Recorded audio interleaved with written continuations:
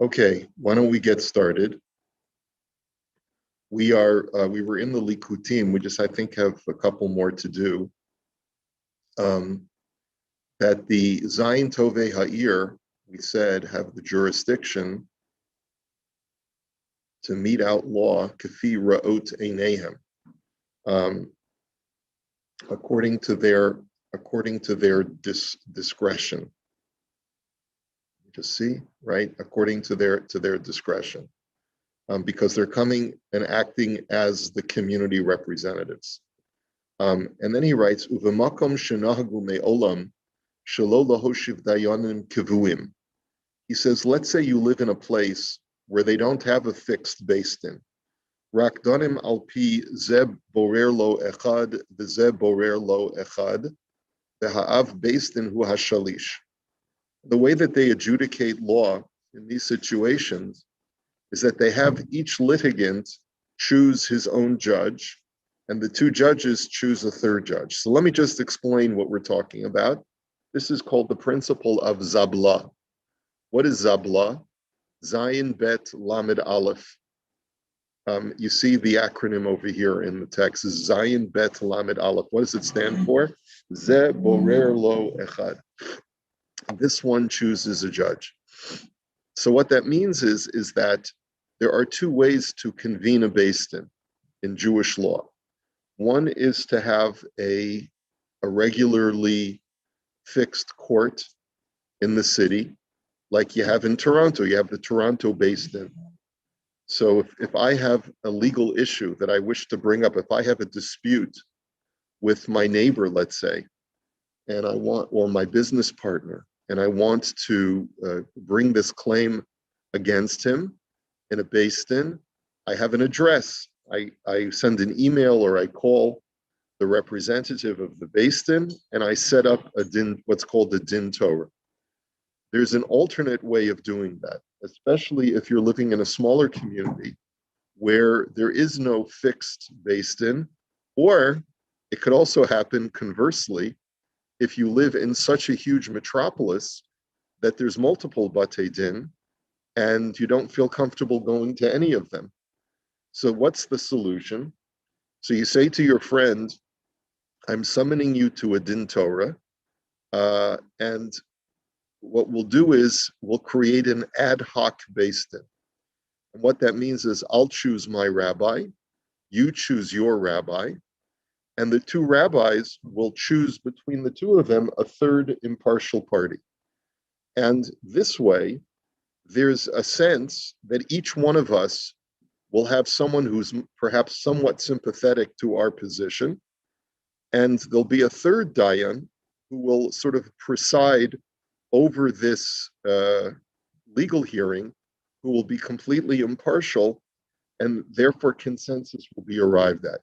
Because the impartial judge will be the deciding vote. Okay?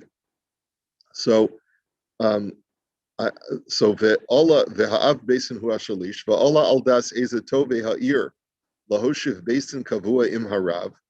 Now let's say all of a sudden the community council, the council members, wish to establish their own beis din. And so they're going to use the Rav of the community to set up the beis din. He'll become the Av beis din, and the Rav of the community will choose two other underlings, let's say, to constitute the other two dayanim. So Pasak b'shut shvus Yaakov chelik beis din kuf mem gimel she'en l'shanot haminhag. He says if there already was a pre-existing minhag not to use a beis din, but to use the Zabla system, so then any person has a right to say, I prefer to use the Zabla. Shehu minhag vatikin miyusad al pi shurat hadin v'halacha v'chol hameshaneh yado al hatachtona. He says, because it's a very legitimate tradition to set up a beis din ad hoc using the Zabla system. And therefore, if anyone wishes to change, they are at a disadvantage, which means that if either litigant were to come forward and say, I prefer doing a Zabla system instead of using the fixed beis din, that is my preference.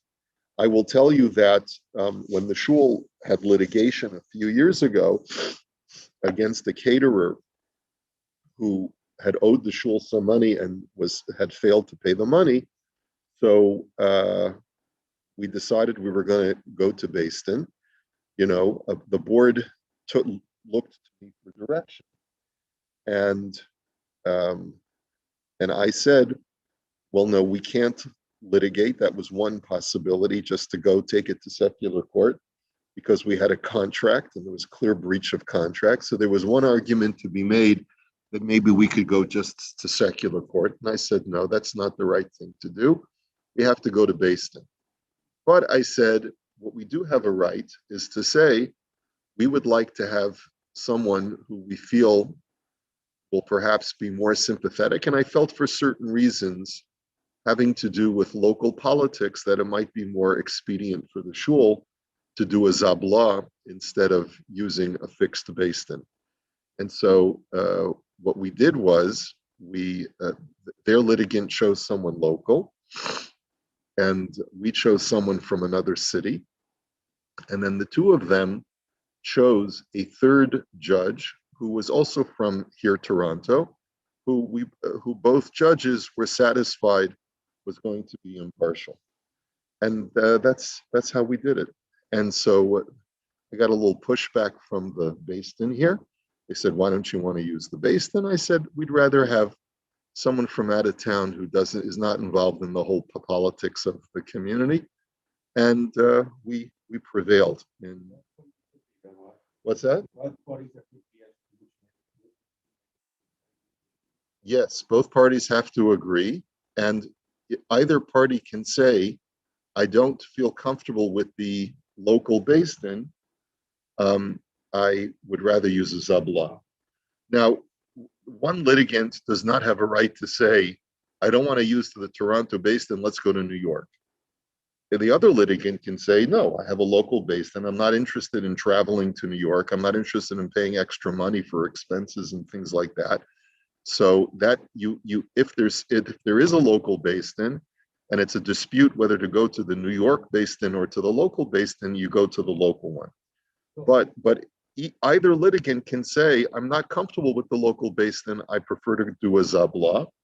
And that also is a viable method of holding a din Torah. But the zabla could be both sides, because at least they have one on their side already. So basically the third one is the one. The third one is really going to be the deciding vote, but not always. In other words, in our situation, the person that we chose was a person who is of great integrity. He's not biased towards me. He's not biased against me or our shul. And therefore, I felt that he's going to be objective, even though we chose him. Their Dayan, I'm not so sure that I could say the same thing. I think, he may be a person who is politically in a system where he felt that he wanted to stick it to the shul. Yeah, conflict of interest. So, yeah. So are you allowed to tell the Dayan story of the situation and see what his feedback or no? Or just right. So normally, it's an excellent question. Mordechai is asking, are you allowed to tell a judge your side of the story before you actually have the hearing? So technically, if it's a fixed Beis Din, the Beis Din is not allowed to hear either argument before the hearing begins, because it's really supposed to be in front of both litigants. And you're allowed to submit papers before the din Torah, and the Beis Din has a right to review the papers before the din Torah actually convenes, but any oral arguments have to be reserved for the din Torah itself. When you're doing a zabla, so it all depends again on the nature of the judge. There are some judges who will say, I feel more comfortable not discussing this case with you until we actually are in Beis Din. I'd like to remain as objective as possible. Not everyone is of the same integrity, right? So a zabla is slightly different, because there are people who view it really that a zabla is it's really the one judge that the two of them choose between the two of them is really the one who's objectively deciding the case. But this judge that we chose from another city said, I know that some people feel that because you chose me, I have a right to listen to your arguments before, but I'd rather remain as objective as possible. And we respected that because we were very confident that the law was on our side, because it was very clear that there was breach of contract and that there was a commitment, a financial commitment that was made that was owed to us. And so we said, okay, we appreciate that, and so you'll see. This is a voluntary position, or they get paid? Well, you have to pay. I mean, you have to pay them for their time. We flew out a guy from Chicago and bring him here. Yeah, and you have to pay them an hourly wage. I wouldn't. For everybody, or well, no, they usually set up a fee that's equal for all of them in advance. What you do have to realize is that you end up saving money when you go to a Beis Din in almost all cases, because if you had to take it to litigation, it would be much more expensive. Right? What's that? Yeah, no, but the transportation is the least. When you think about what it would cost to hire a lawyer to litigate your case in a court of law, the expenses really mount very quickly. Before you know it, you're in the thousands of dollars. Yeah. As opposed to a court of law, once a decision has been reached, what recourse is there now to prevent it? Already, I mean, you can do that and still not paying. Yes. Well, so Errol asks, so how does the Beis Din enforce their judgment, right? How their ruling? Well, the answer is that in Canadian law and American law, any two parties who have a dispute between them can sign an arbitration agreement.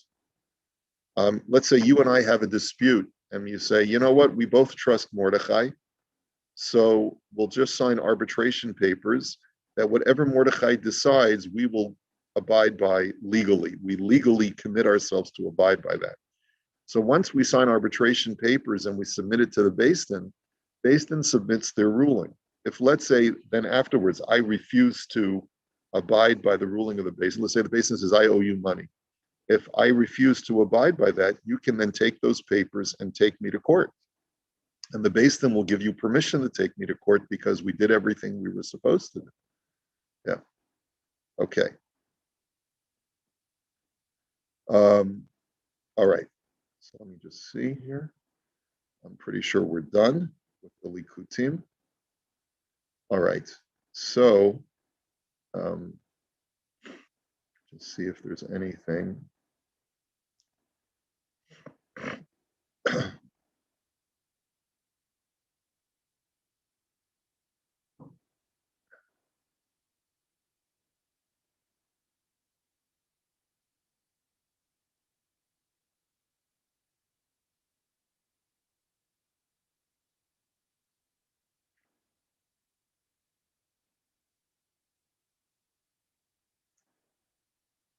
Okay. I'm not sure if I really want to see any of the biurim today, because I'd really like to get past this halacha. And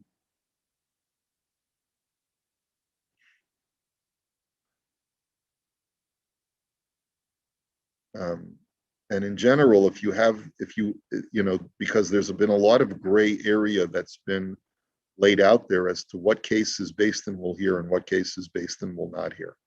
Let me just conclude based on the following.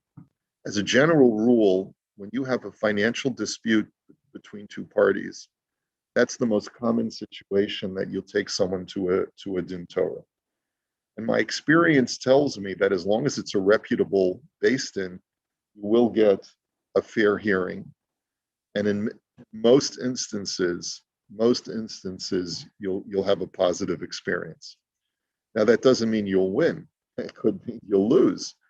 But the Beis Din will act in a proper, in a fair manner. There are always stories with Batei Din, that someone feels they didn't act properly, or what's probably the most common situation is that there's a conflict of interest. Normally, when a judge has a conflict of interest, he has to recuse himself from the judgment. I know of situations, even locally, where it was too close for comfort, where if this had gone to a court of law, and the question of the judge being completely impartial would have been raised, perhaps certain judges should have recused themselves when they didn't. And that's unfortunate. But in a situation where the judges are capable of being objective because you're not dealing with high profile people in the community, just two regular guys, so then I do feel that you can get a very fair ruling here, even locally. Okay, so that's really what I wanted to say. Also, I don't know, I remember that the young has to be totally apart, with no conflict of interest at all, not even a relation with the people who see them. Right. And sometimes in a city of our size, that's difficult, right? Let's say two people have a dispute and we daven in the shul where the Rav who's on the Beis Din is the rabbi. And, and I was involved with your shidduchim and I wasn't involved in their shidduchim, or, you daven at my shul and that guy davens in another shul where he has another Rav. And so it can become very uncomfortable at some point. Sometimes what two people decide to do, and you have a right to do this, is to resolve your differences in front of one rabbi that the both of you trust. And I've done that before also, where I've had two people who were members of the shul who asked me to resolve their dispute. It's not something that I am looking to do, because invariably someone's going to be unhappy and probably leaving the shul. Yeah. So you have a membership drive, which is the drive away members. And how do you do a membership drive here? You agree to listen to their case, and one of them will end up leaving, right? So driving away. That's right.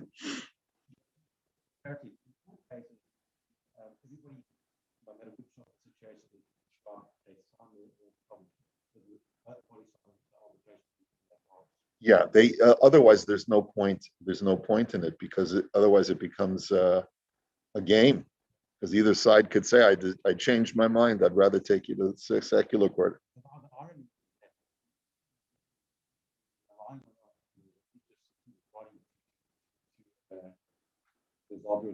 Always with the backstop of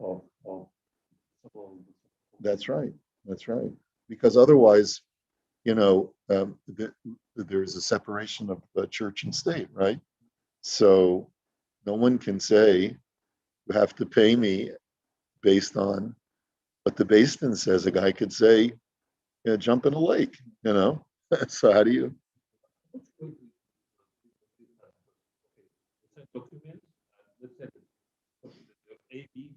Lose. But he was right, because they signed a contract and everything. No matter what the judges, vote against. Can he, try to go back to court and try to balance it? You can't legally go back to court. There have been rare cases, rare situations. I was involved a few years ago in a case from LA where I felt that the fellow who lost the case came back to me and said that one of the judges had a relationship with the other litigant, and they suggested that that's why they ruled in the other guy's favor, even though it was clear that he deserved to win.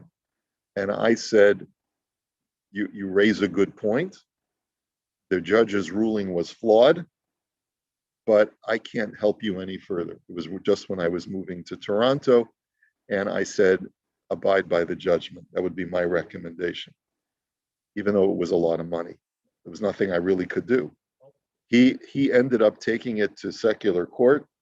The courts ordered the Beis Din to rehear the case because they felt that they overlooked certain crucial issues in the case. It's very unusual for that to happen. Very unusual, but it does in rare situations where it's clear that there's been a miscarriage of justice. Sometimes a case can be reopened, but it almost never happens. Now you are talking about the second case, not the first case. So basically, they're ordering the Beis Din to revise the case. That's right. And that's the first one is still, it remains behind. For the first situation, what they start fighting for it's not going to be in courts. It's going to be the court's going to check that if it was fair, the results from the basis, and that's good because this is exactly what you want. Because let's say that for some reason you find out that the Dayan it's a distant relative of the other party. That's a foul play because no matter what he has. Usually it's not having to do with a relative. Usually the biggest conflict of interest is that one of the litigants was a major donor to one of the judges, organizations. Yeah. So that's usually the trouble that you run into. Let me also tell you, look, I have a lot of stories and I'm not going to share them all with you, but let me also tell you that there's we've talked a little bit about the concept of pishara. We saw it a few weeks ago, I think. We talked about pishara. The idea of pishara is literally the word means compromise. And another thing that's important to know is that the Beis Din will strive for pishara. Even they will not always rule according to what the halacha demands.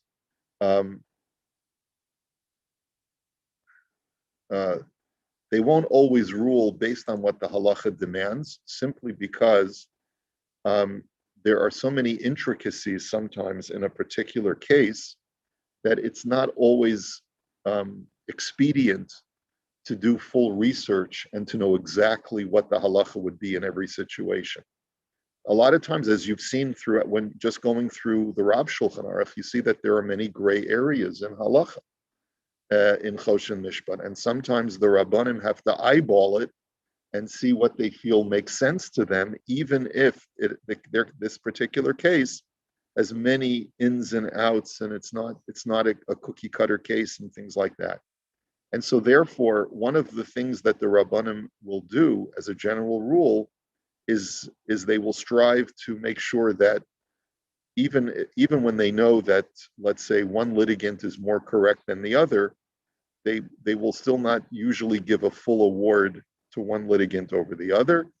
It'll be like a partial judgment, a partial award, where the one guy, Reuven, is suing Shimon for $100,000, and it's clear that Reuven is in the right, but there was also some foul play, let's say, or something that wasn't clear, and so they may only award $70,000 to Reuven and let Shimon save the $30,000. And this way, at least Shimon feels some level of validation that he's not a totally bad guy. And that's usually a lot of times what will happen is that the claim will be for X, and the Beis Din will make a peshara, they'll make some kind of compromise position. A litigant does have a right to turn to the Beis Din and say, I do not want you to rule based on peshara. I want what I'm entitled to according to the strict letter of the law. The Gemara frowns upon it because they feel that creating peshara actually engenders resolution and engenders peace. But there are times when a conflict is very acrimonious to begin with, because it's as clear as day to Reuven that Shimon is just basically exploiting the fact that he's another firm Jew and just doesn't want to pay him, and so he's backing out completely. So that's why sometimes a litigant does have a right to say to the Dayanim in advance, I am only going to the Beis Din on the condition that you rule based on din and not use peshara. That's an important principle to know also before you go to Beis Din. Okay. All right. Anyway, why don't we start the next halacha? He says, "V'chol zeh l'tzorech hasha'a ligdor pirtzat hador kishahador parutz."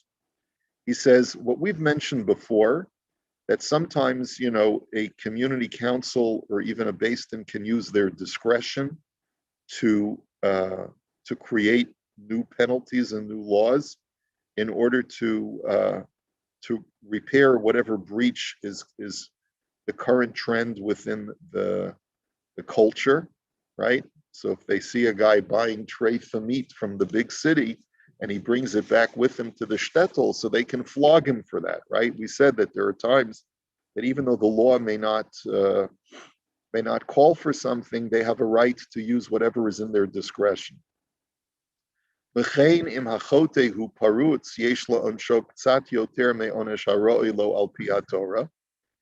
and similarly, what also is within the jurisdiction of the city council is if this particular guy is a particular mechutzaf, he's particularly brazen, and he's not abiding, he's disrespectful, the Beis Din does have, or the council does have a right to punish him with a slightly greater punishment than what he would normally get. They can be more punitive in order to teach the guy a lesson. Even if there's no problem culturally that they're worried that the rest of the community is going to learn from him. But they can't do so much as that what they would do if they were doing it in order to repair a breach in the social fabric of the community. But let's say that's not the concern. The generation is fine. Everyone is law abiding. The sinner is normally law abiding. And he's not a mechutzaf, he's not brazen in his rebellion. Ela shechata derech mikre, but he just happened to be nichshal, as we say. He had a moral lapse temporarily, and he had a weakness, and so he went ahead and ate a cheeseburger. And there were witnesses that he ate a cheeseburger.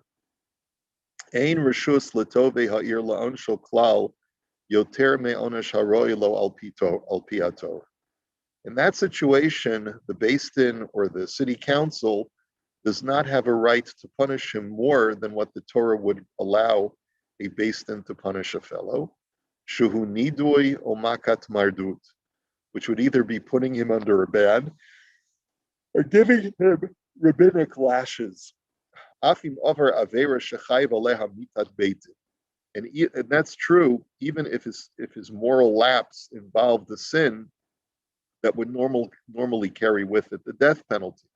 Let's say he was machalol Shabbos one time. He had a moral lapse. He felt that there was a business opportunity, and he went ahead and was machalol Shabbos just this one time because he couldn't pass it up, right? So the Beis Din nowadays does not mete out the death penalty. We don't do that anymore. And therefore, they don't have a right to do anything more than what the law would allow him to do. Ho'il v'lo nasna lanu haTorah reshus ladun achshav dinei nefashos v'lo malkus v'lo kenasos mama. He says, because the Torah does not give us permission nowadays to administer any of these kinds of penalties. We don't have, or punishments. We don't have the right nowadays to execute criminals, to give the Torah's mandate of malchus, of lashes, or to just create penalties. The only thing that the rabbis do have the ability to do is to put a person into nidoy, to put a rabbinical ban on him, or to give him what's called rabbinic lashes, which is different from the 39 lashes of the Torah. Avolo onshim acher, but they don't have a right to give him any other kind of penalty. V'gam be'elu hashanim yesh chiluk. And then he writes, and remember, he's writing this in the 18th century. He says, in our time, there's also a difference. Pa'amim sheminadin upa'amim shemakin. Sometimes the appropriate measure, and this is at the discretion of the judges, sometimes it's better to put him in chayrim, and sometimes it's better to flog him. V'gam yesh chiluk ben talmud chacham la'am ha'aretz. It's also important to know that there's a distinction that has to be drawn as to how learned the person is. V'gam yesh chiluk ben ha'over al devar Torah la'over al haminag. There's also a distinction that needs to be drawn whether the person is violating Torah law or someone who's violating just rabbinic law or someone who's just violating a minhag. And what we'll do is we'll stop it here and we'll pick this up in Mirza Hashem on Wednesday. I'm out of town through Tuesday, so we won't be meeting again until Wednesday. And I'll put that up on the WhatsApp as well.